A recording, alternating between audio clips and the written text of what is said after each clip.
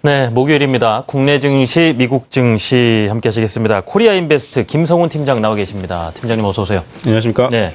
자, 역시 미국의 어닝 시즌, 이 주요 기업들의 실적 안 들여다볼 수가 없겠고요. 특히 수요일장에서는 아시아 증시에도 할 얘기가 참 많지 않았습니까? 그렇죠. 일본은행의 정책에 따른 뭐 환율이라든가 또 중국의 유동성 경색이 좀 어느 정도 풀리면서 이틀 사이 아주 급반등하는 모습도 나오고 있는데요. 예. 네. 자, 미국 시장에 대해서 항상 말씀을 드리면서, 예. 말씀을 드렸던 부분이 뭐냐면은, 어떤 뭐, 고점에서의 차익 매물 소화 과정이라고 예. 여러분들이 정리를 하시면 좋을 것 같습니다. 자, 지금 현재 실적 시즌이 진행이 되고 있는데요. 여러 가지 기업들 실적이 발표가 되고 있죠. 지난주에는 금융주 섹터가 실적을 발표했고, 네.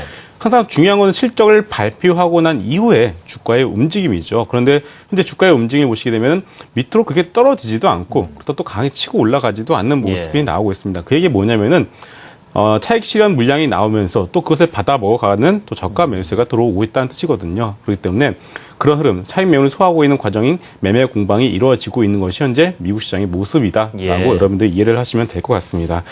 최근에 미국 시장에서 고점 논란이 좀 나오고 있는 것 같아요. 어제장에서도 미국 내에서 펀드 매니저들이 설문조사를 했는데 버블이 좀 껴있다라는 설문조사가 내용이 나오면서 장중에 아래쪽으로 한번 크게 좀 내려앉는 모습도 나왔는데요. 예. 뭐 지나가고 나서야 이제 버블이죠. 예. 그래서 우리가 굳이 그런 버블 논란에 동참할 필요는 없겠고요.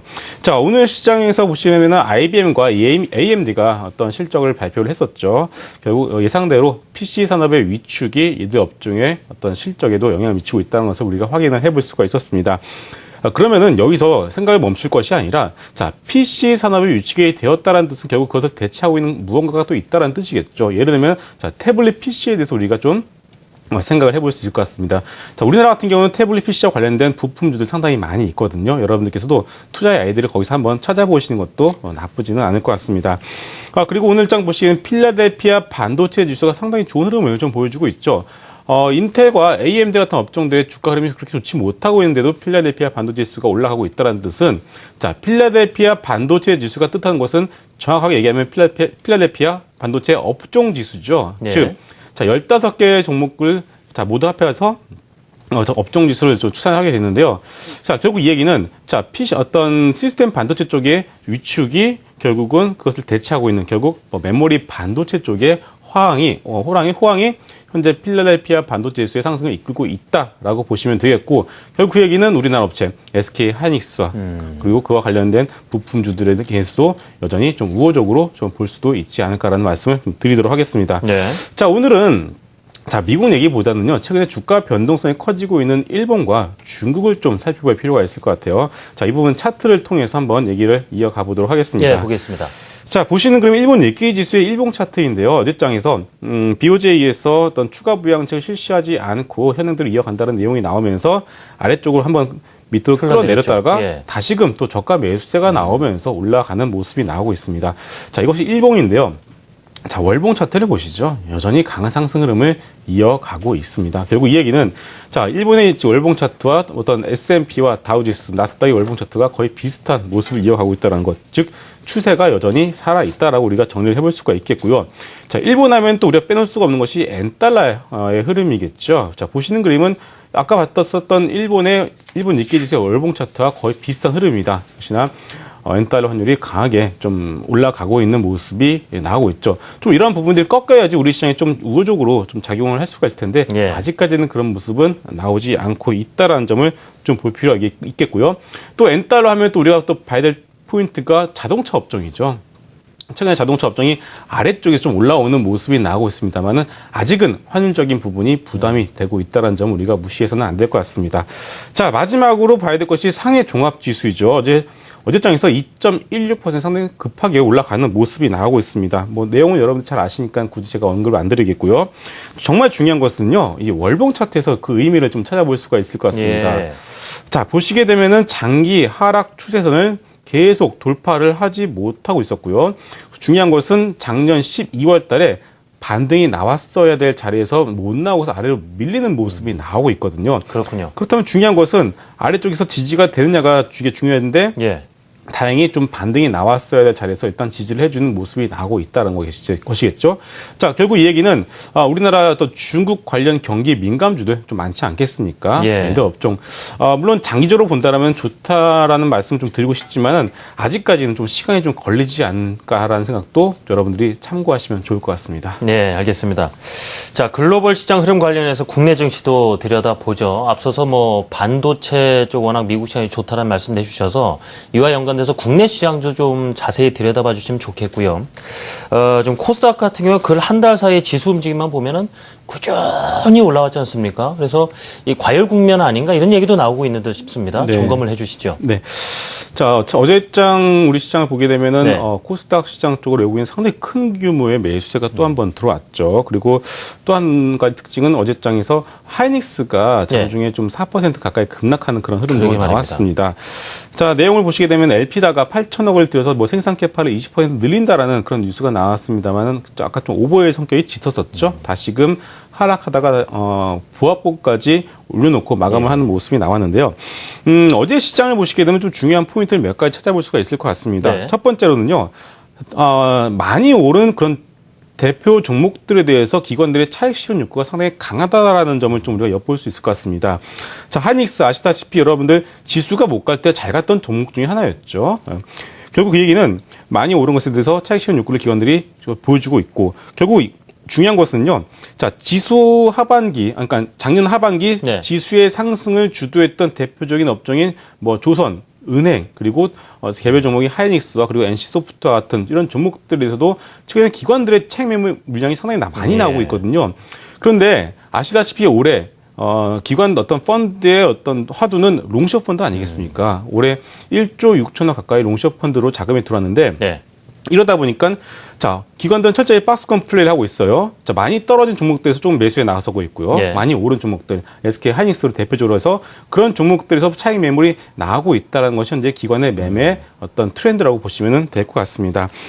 근데 중요한 것은요, 여기서 그치면 안 되고, 네. 아시다시피 기관은 절대로 우리 시장의 주도 수급 주체가 될 수가 없거든요. 우리나라는 어차피 철저하게 외국인이 끌고 가는 시장이기 때문에 여러분들이 여기서 뭐 기관들을 따라해서 뭐 롱숏 펀드 전략을 뭐 실행을 한다던가 네. 좀 그런 식의 어떤 좀 빠른 매매보다는요 어떤 수급적인 측면에서 포커싱을 해서 네. 외국인이 철저하게 매수하고 있고 외국인이 꾸준히 매수하고 있는 종목들로 압축해서 좀 시장을 보실 필요가 있지 않나 싶습니다. 자, 그리고 또 두 번째 포인트는 다시 한번 하이닉스를 얘기를 해야 될 것 같아요. 예. 자, LP다가 8천억이라는 거금을 들여서 뭐 투자를 한다는 것은 중요한 게 아니고요. 결국 그게 뭐겠습니까? 올해 반도체 산업이 결국 그만큼 예. 호황이 예상이 되기 때문에 추가적인 투자를 예. 하는 것이겠죠. 그렇게 좀 발상을 좀 바꿔서 생각해 본다면 올 한 해 반도체 산업, 특히나 우리나라 같은 경우는 하이닉스 대표적으로 해서 그 밑에 딸린 부품주들이 많거든요. 그 종목들에 대한 관심을 올 한 해 꾸준히 좀 가져가실 필요가 있지 않나 싶습니다. 그러니까 기관이 SK 하이닉스를 어제 제일 많이 판 것은 말 그대로 차익 실현 차원에서만 이해를 하면 되겠다. 그렇죠. 오히려 외국인은 매수에 나서고 있었죠. 예. 자, 그리고 추가적으로 좀 자료 한번 보시면서 네. 지금 현재 우리 시장의 트렌드를 한번 더 살펴보도록 하겠습니다. 자, 보시는 그림은 이제 코스피 어떤 제가 1등, 2등, 3등이라는 표현을 썼는데요. 네. 다시 말해서 좀 잘 나가는 종목들 그리고 그냥 뭐 지수와 연동돼서 움직이는 종목들 마지막으로 지수보다 더 나쁘게 움직이는 좀 답보 상태에 머물러 있는 그런 종목들을 제가 세 개로 나누어서 보여드리고 있습니다. 자, 이게 중요한 이유가 여러분들이 시장을 보실 때 숲을 보실 수도 있습니다. 뭐 여러 가지 경제 지표나 매크로 지표를 보시면서 시장을 이해할 수도 있겠지만 반대로 밑에서 종목들의 흐름을 통해서도 여러분들이 시장을 이해하실 수가 있거든요. 결국 보시게 되면은 자, 삼성전자, 현대차를 2등으로 넣어놨습니다. 잘 못 가고 있다는 뜻이겠죠. 공부하고 있죠. 그렇죠. 근데 밑에 보시면 포스코, 기아차, LG와 SK이노베이션 이거 들고 계시는 분들은 지금 아직까지 속타죠. 예. 전혀 반대의 기미를 보여주지 못하고 있습니다. 반대로 SK 하이닉스나 네이버 그리고 한국전력 같은 종목들은 그리고 대우조선해양 같이 외국인이 꾸준히 매수하고 있는 종목들은 시장 대비 강한 수익률을 보여주고 있거든요.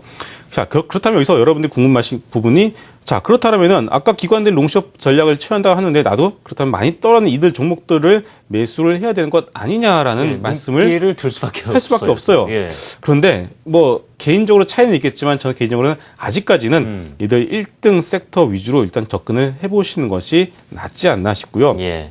굳이 좀 부담스럽다, 밸류에이션이 부담스럽다라고 하신 분들은 그렇다면 2등 섹터 정도로만 한정을 하셔야지 굳이 좀 시장 대비 못 가는 업종을 좀 선택하실 필요는 없지 않나라는 말씀을 좀 드리겠고요. 코스피뿐만이 아니죠. 예. 자, 코스닥 쪽 보시겠습니다. 자, 코스닥도 보시기에는 간밤에 크리가 7% 이상 상당히 급등하는 모습이 나왔어요. 네. 서울 반도체 최근에도 상당히 좋은 흐름을 보여주고 있는데, 자, 코스닥 시장에서 제가 정리해 드리겠습니다. 코스닥 시장은 지금 현재 구간은 철저하게 가지신 분들의 게임입니다. 그렇기 때문에 자, 지금 1등 업종 이들 종목들에서 지금 현재 구간에서 매수에 진입하시는 것은 제가 적절치 않다라는 말씀을 화요일에 드렸죠. 그렇기 때문에 코스닥은 철저하게 조정 시에 한 510포인트에서 505포인트 사이로 내려올 때까지는 없으신 분들은 기다리시고 예. 가지신 분들은 끝까지 가져가시기를 바라겠습니다. 그리고 또 하나, 자, 선물을 보여드리고 있는데요. 이게 중요한 이유가 있죠. 선물 같은 경우 우리나라 어떤 대형주의 움직임을 좌지우지하기 때문이겠죠. 자, 선물 보시게 되면은 4주 전에 장대 음봉을 그리면서 이평선 아래로 내려온 이후에 그 부분을 되돌리는 모습이 나오고 있습니다. 중요한 것은요. 자, 260포인트입니다. 자, 이것을 돌파를 해 주느냐 아니면은 여기서 다시 한번 저항을 맞고 밀리느냐 여부가 올해 다음 주 시장에 좀 영향을 미칠 수 있다는 점을 좀 포인트 삼아서 여러분들 보시면 좋겠고요. 자, 마지막으로 제가 이 원익 IPS라는 종목을 하나 들고 왔습니다. 자, 추천하느냐? 절대로 아니죠. 추천이 아니라, 자, 원익 IPS가 어저께 외국인이 가장 많이 매수한 종목 중에 하나인데, 네. 자, 현재 구간에서 코스닥 시장 중소형주가 아무리 좋다 한들 현재 구간에서 여러분들 보고 이 종목을 사라고 하는 것이 맞겠습니까? 아니죠. 자, 이런 좀 많이 올라간 종목도 제가 대표적으로 원익 IPS라는 종목을 보여드리고 있지만, 자, 현재 구간에서는 신규 매수는 어디까지나 부담스럽고 지금은 가지고 계신 분들의 어떤 게임 구간이다라고 다시 한번 정리를 해드리도록 하겠습니다. 그럼 코스닥 많이 오른 부분 단기 과열권이다라는 얘기 관련해서 지금 대표적으로 원익 IPS를 그렇죠. 말씀을 해주신 거였네요. 네. 그렇군요. 그래서 이제 조정이 올 때를 현재는 좀 기다려봐라 네. 이런 말씀이시군요. 알겠습니다. 지금까지 코리아 인베스트 김성훈 팀장과 함께 국내 증시와 미국 증시 살펴봤습니다. 팀장님 감사합니다.